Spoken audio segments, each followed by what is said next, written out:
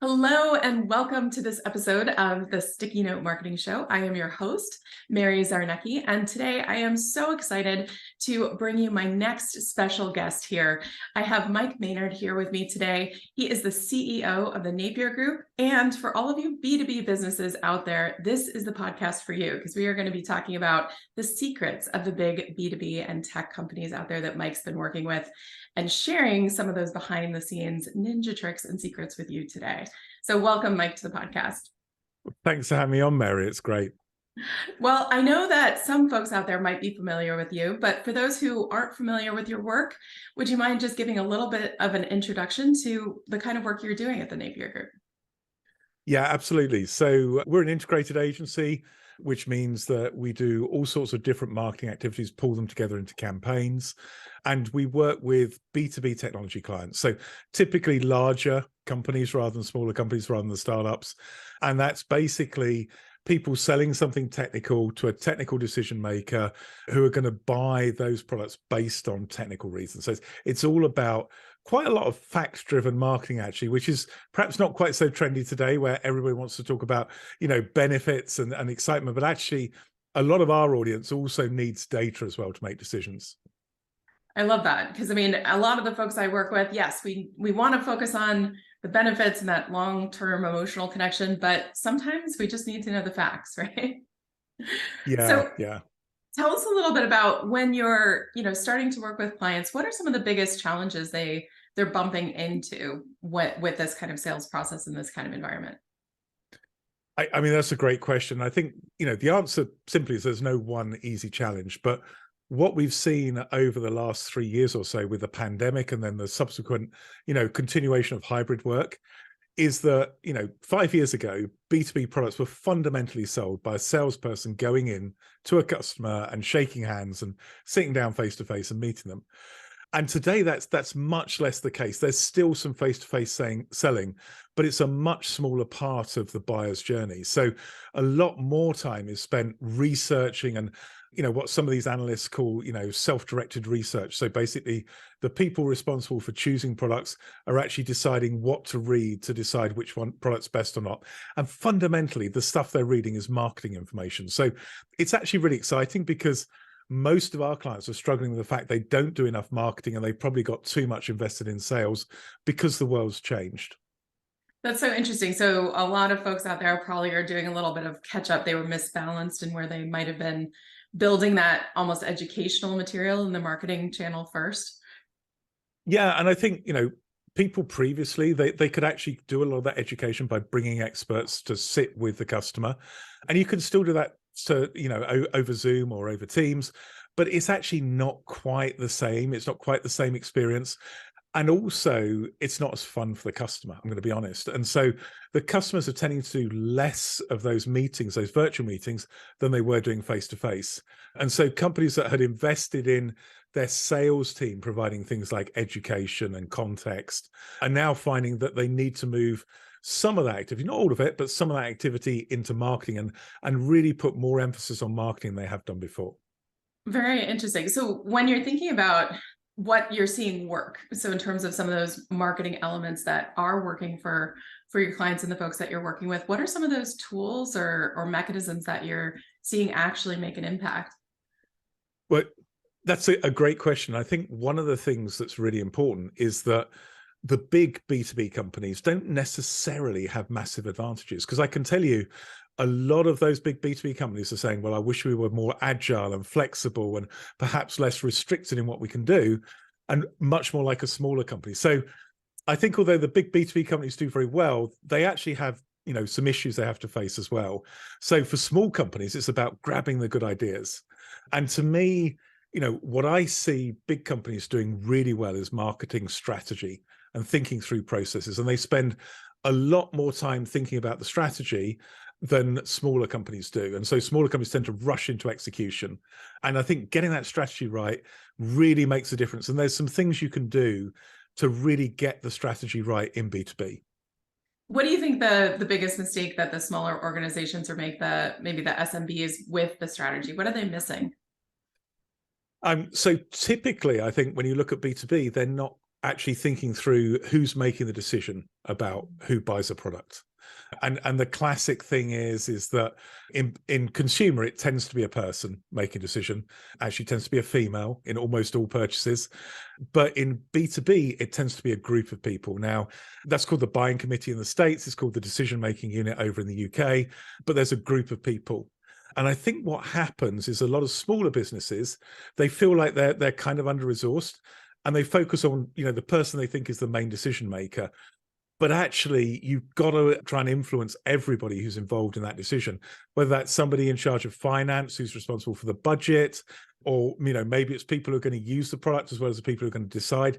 And to me, understanding that group of people is really important. And I see a lot of small companies just rushing in and going, this is the guy that gives us the purchase order, this is the guy we're going to talk to. And that's often not enough.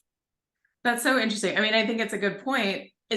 Is some of that coming from the fact that it does take a lot to figure out, okay, if we have this committee, if we have multiple stakeholders, each of them has their own kind of benefit messaging, right? The connection that we have to make with them, the understanding of what's in it for them, like why should they care?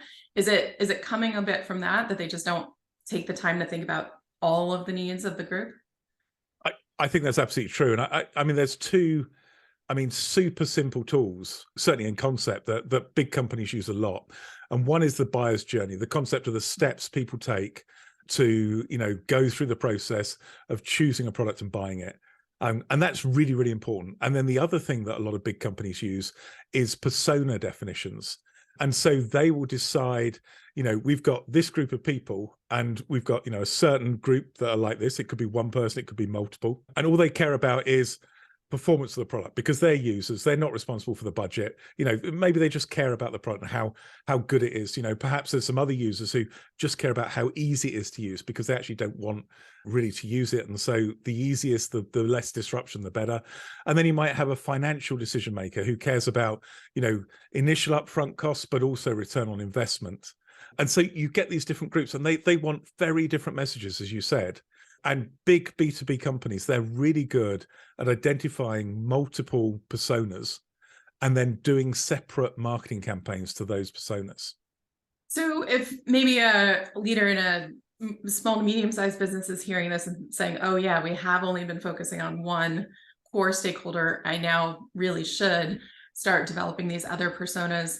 What's the first thing that they can do if they don't have a lot of research, if they don't have a lot of experience developing that persona? Where would they even start? Well, and this can be quite scary for some marketing people, but actually talking to salespeople is a real superpower, because the salespeople probably know. I mean, they may not have thought it through in the same way, but you can go to a salesperson, you can say, well, who's making the decision? Who's influencing it? Who controls the budget? And you can very easily get 3 or 4 people that are really the key people in that decision-making unit. And then you can build a persona around them. And then you can work out, really what they care about and what you need to say to them. And normally it's fairly straightforward. I mean, the personas can become a little bit of a caricature. The finance person only cares about money, and, actually it's not true. The finance person, if he's signing that off, actually cares about not signing off something that's going to blow up and cause him to lose his job. So there are other things as well. But, obviously you need that financial, that ROI message. You might need the benefits, the ease of use message, and so building those personas really helps you identify campaigns. And I think it's, it's like shooting at a target. And, if I was to take a bow and arrow and shoot at a target, I'm not going to hit the bullseye, which might be your perfect persona, your ideal persona. But if I aim at the ideal persona, I'm going to be a lot closer than if I aim at something that's not ideal. So definitely, I think creating these personas really, really helps focus down your marketing activities, but also helps you target, different concerns and different issues. I love that. I love that. So for all of you guys listening, hopefully you have your sticky notes out. You are taking notes, right? Personas, number one tool that we're putting in your toolkit today. You also mentioned the buyer journey. So are you seeing success when people actually develop the persona, but then really dig in then to figure out, okay, well, how does this person or this persona go through this process? Yeah, that's a great question. So the personas and the buyer journeys are slightly different. So with personas, you quite often look at pain points. So what's the problem? that you're going to solve for somebody. And that problem will be different for different people involved in that decision. You know, the person using it has a very different pain point to the person signing off the budget. You might also look at, you know, what they care about, what motivates them. And in business, typically, you know, you can change that question to be, what would make them look really good in their boss's eyes? You know, if they did something, you know, what would it be that their boss goes, that was an awesome job, you know, you did really well. And that's quite generic. When you look at the buyer's journey, it's much more the step-by-step process that people take. And quite often, you know, companies will shortcut and they'll just build the buyer's journey for that main persona, because actually other people come along on the way and they might be involved in that buyer's journey. So the buyer's journey is interesting because in some ways it's very similar to the sales funnel. And the classic sales funnel is, you know, sort of awareness, interest, desire, action. And if I'm, you know, walking around a store and I see a new chocolate bar, I'm like, hey, I've not seen that chocolate bar before. You know, that's interesting. Oh, I really fancy chocolate today. Pull it off the shelf. We're done, you know. And that sales funnel works really, really fast. In B2B, it doesn't work like that. You have very long sales cycles and you have almost artificial stages where people have to come to meetings and present reports and analysis to justify purchases and put things in budgets. And so that sales process is slow. And it's not a case of, you know, going from interest to desire, because actually, you know, people will be interested and they'll say, yeah, I think I want it. Then they'll go, well, actually, I've seen this drawback, so maybe I'm interested, but don't really want it. And so people sort of struggle along that sales journey. And during that journey, they'll get influenced by a lot of things. And it might be your marketing activities, it might be your sales team, but it can also be other people in that decision-making unit that are saying different things. You know, we're not doing so well this year. Budget is much more important than it was last year. Could be a great example of where the finance person, you know, puts pressure on the decision maker. So trying to understand that buyer's journey is really important, because you can then look at the points at which the buyer might go, do you know what? I don't want your widget. I want to go to somewhere else and buy someone else's widget. And then the marketing can target those really crucial stages. And so that's a really important bit about the buyer's journey, because, you know, the personas tells you who, the buyer's journey tells you when. I love that. So buyers, we need to understand where they are along the journey at any given point, and where those, like you were saying, that the drop-off points are, right? Where there might be friction, or this is where we're seeing there comes in this new doubt, right? Or influence maybe from others in the organization. So if someone does identify one of those points in their buyer's journey, what do you really encourage them to do as the next step? Is it to figure out what specific kind of message or what form of marketing, what kind of medium they need? What's the first step there? That's a great question. I think the answer really summarizes what you're trying to do with personas and you're trying to do with buyer's journey. And that's put yourself into the mind of your customer. And you know, your customer, they have their own needs, they have their own desires, they have their own problems to deal with. Try and think what they are. And when you think about the buyer's journey, if you're at this stage where they're making a choice, and that choice could head them more towards buying your product or service or more towards buying someone else's, think about, you know, what are they feeling? What are they seeing? And then what would, you know, change their point of view or make them more likely to go down the route to buy your product? Interesting. So one of the things I hear from a lot of people too are questions around, but how do I measure it, right? How do I measure not just the end, right? What it's easy to measure the purchase, if the purchase happened or not, but are there certain indicators that you really are seeing be important, especially in the B2B space, for marketers to be measuring to know that they're on the right track? That's a great question. And so at Napier, what we do is we take this buyer's journey and we actually chop it up. And we chop it up into micro journeys, because, you know, the whole buyer's journey could, you know, with a B2B sale could be a very long time. So we work with a client that builds baggage handling systems in airports. You know, their sales cycle is in years or tens of years.